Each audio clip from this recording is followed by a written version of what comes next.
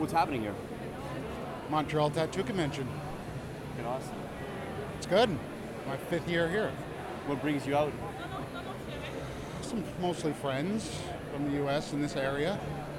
And just meeting up with them, having a good time. I usually work it, but this time I'm not. So that's about it. Originally from upstate New York, the New York hardcore scene leaked up into upstate New York in the early 80s from that area. And that whole era too. I do play guitar in a band called Stigmata, which were previously Cranial Abuse in the late 80s. And we're still going a little bit. Hopefully make it up to Canada sooner than later. We'd never hear from you guys again after that last show. In May? Yeah. No, like 5 years ago with okay. Marauder there. Yeah. That was the 25th anniversary or 20th anniversary? 20th. That was 20th. Yeah. What has, I guess, spawned this sudden comeback? Well, we played a benefit for a good friend of ours that has cancer, and he's in the late stages of cancer. We played a benefit for him in May in Albany, and the turnout was phenomenal. I mean, it was packed. I know it was raining and the weather was bad. Everyone was inside anyway, but it was just a very surprising turnout. Everyone got really excited about it. We've been planning it since probably February. It's been going. Everyone was excited about the whole time. And then after that, Patrick Hitzel was at the show also. The ball just rolled from there. We're going to do stuff from here when we can. It's like, Jason is in Shadow's Fall. They're very busy still. And Bob's no longer in Murder's Row. That's not going to continue anymore, I guess. Just the last reunion was 5 years ago. And before that, we haven't played 10 years prior. It was overseas, no less. You know what I mean? I was surprised. I was definitely surprised. I know it was a local show and everyone gets together and gets to see each other and all that, but it was a good turnout. Now there's a lot of feedback. We're going to the West Coast in October, and hopefully, like I said, make it up to Canada. Pretty cool. And Midwest also. And we're just going to go from there, possibly recording. Looking awesome. Yeah. What's happening in January? Something of a... There is a big gathering in January.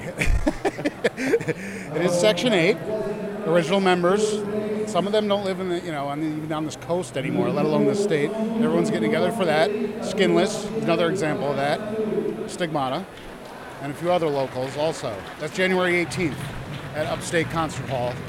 Yeah. And we're not 100% sure of the headliner yet, whether it be us or Section 8. I think it should be Section 8, because they're the only ones that really haven't played. They never got together again, you know what I mean? So that's what that's going to be, and it is going to be big. Yeah. That's awesome. It'll be good. Now, your tattoo studio. True Tattoo. Right. Yes. Where do you operate from? Saratoga Springs, New York. It's about 3 hours south of here. Okay. There's one in Saratoga Springs and one in the town you just mentioned, Clifton Park. Okay. Two locations. So you own both? I do. You've been tattooing for how long? 25 years. Amazing. Yeah. That's what I do for, that's what I do for a living. That's what I've always done. So. What I try to do is mark a moment in people's lives, not so much focus on being the star of the day or anything like that. It's very important to mark a certain moment in people's lives with a permanent mark like that. That's what I always was kind of geared to and attracted to. It started out really through the hardcore scene with all those guys from New York and Albany. We're like teenagers covered in tattoos, and it was very inspiring to me, very interested in that. That's how it started, along with Ed Hardy and people like Eddie Deutsch and Dan Higgs and stuff like that in the late 80s when I really picked it up. But that is how that started, really from the hardcore scene, seeing guys like this, Timmy Chunks, I think his name was, I used to sing in a band, Token Entry. He had a lot of work done. I'm not sure who did it, but for that, Steve Reddy, who's Equal Vision Records, Dave Stein, all those guys had a lot of tattoo work done then. That's what started the tattooing anyway in that. But as far as staying current, not so much interested in being, the hero of the day. Just marking moments in people's lives, doing a nice tattoo for a fair price. That's all. That's our goal there. Do you find your demographic has changed over the years? What kind of people do you see now coming in for tattoos versus 20 plus years ago? Yeah, it's changed. A lot of younger people. A lot of younger people, a lot of females. More females than males, definitely. These days, considering 20 years ago. Must be nice. It is. Yeah. Must be nice. It is. Yeah.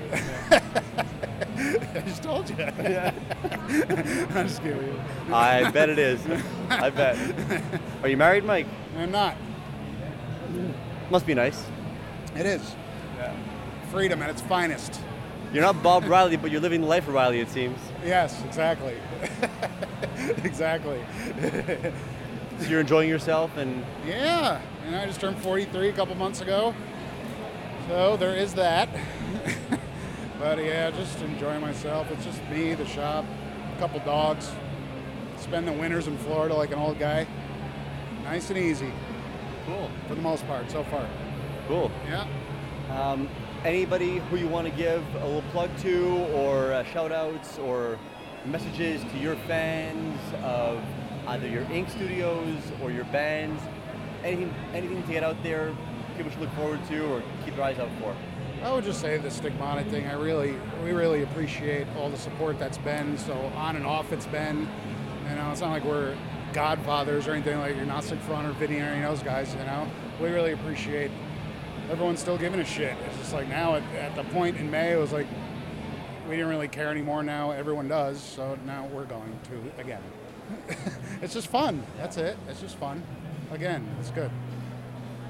This is like a personal question, but do you know, or do you think that the style that you're going to write going forward will be more like the Hymns era, where it's the chunkier, groovy metal, or more like the more modern material and doing to others, which was more the 3-chord punk style with less solos? Like, do you have any idea what direction your songwriting, you and Jay, will take going forward? Yeah, it's gonna lean towards. There is 4 or 5 new songs on the cooker, but there is. That's just me and the drums. It's nothing. It's like 5% done right now. But that leans more towards the Hymns thing. Not so long of songs, but definitely more on the metal side with the groove thing. Less of the do unto others thing. A mixture of both.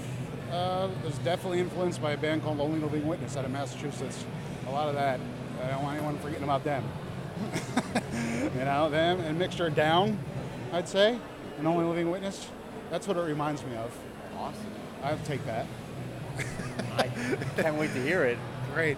I remember you were wearing the Only Living Witness t-shirt, actually. Yes. At the 20-year reunion. Because they had a reunion themselves in Cambridge, Massachusetts. 2 shows there. Indeed. I went. I bought a shirt, rightfully so. Yeah. And definitely wore it at our reunion. We played a lot with them, too. They're real good friends of ours. Yeah. This is Mike from Stigmata and True Tattoo Studio. You're watching Shed My Skin. Thanks a lot.